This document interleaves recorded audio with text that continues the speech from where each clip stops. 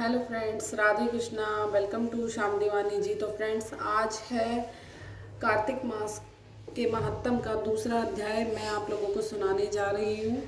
तो सुनिए आप लोग ध्यान से।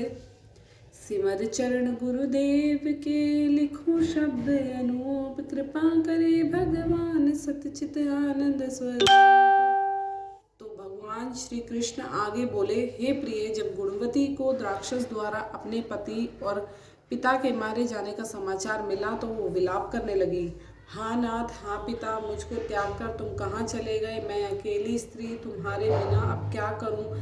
अब मेरे भोजन वस्त्र आदि की व्यवस्था कौन करेगा? घर में प्रेम पूर्वक मेरा पालन पोषण कौन करेगा? मैं कुछ भी नहीं कर सकती, मुझ विधवा की कौन रक्षा करेगा? मैं कहाँ जाऊँ? मेरे पास तो अब कोई ठिकाना भी नहीं रहा। इस प्रकार विलाप करते हुए गुणवती चक्कर खाकर धरती पर गिर पड़ी और बेहोश हो गई।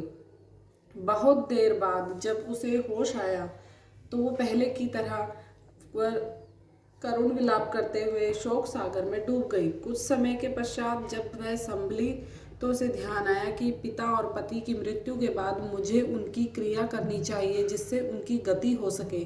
इसलिए उसने अपने घर का सारा सामान बेच दिया और उससे प्राप्त धन से अपने पिता और पति का श्राद्ध आदि कर्म किया। तत्पश्चात वो उसी नगरी में रहते हुए आठों पहर भगवान विष्णु की भक्ति करने लगी। उसने मृत्यु पर्यंत तक नियम पूर्वक सभी एकादशियों का व्रत और कार्तिक महीने में उपवास एवं व्रत किए।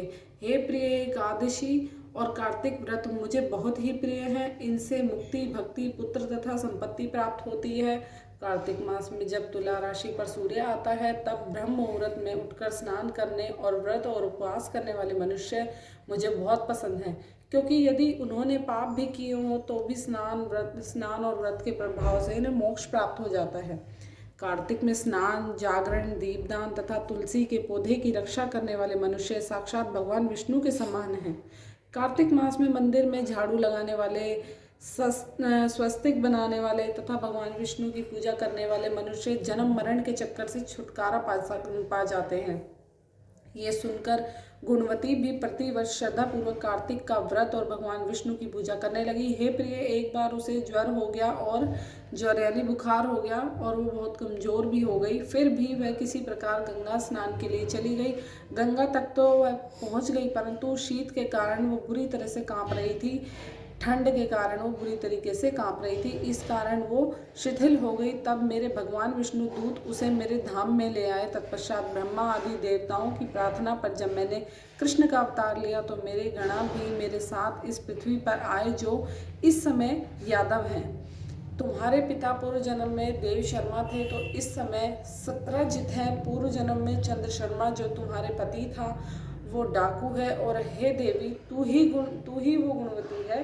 कार्तिक व्रत के प्रभाव के कारण ही तू मेरी अर्धांगिनी हुई है।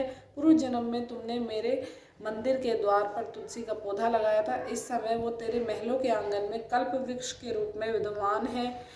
उस जन्म में जो तुमने दीपदान किया था उसी कारण तुम्हारी देह इतनी सुंदर है और तुम्हारे घर में साक्षात लक्ष्मी का वास है, क्योंकि तुमने पूर्व जन्म में अपने सभी व्रतों का फल पति स्वरूप विष्णु को अर्पित किया था। उसी के प्रभाव से इस जन्म में तुम मेरी प्रिय पत्नी हो। पूर्व जन्म में तुमने नियम पूर्वक जो कार्तिक मास का व्रत किया था उसी के कारण मेरा और तुम्हारा कभी वियोग नहीं होगा। इस प्रकार कार्तिक मास में व्रत आदि करने वाले मनुष्य मुझे तुम्हारे समान प्रिय हैं।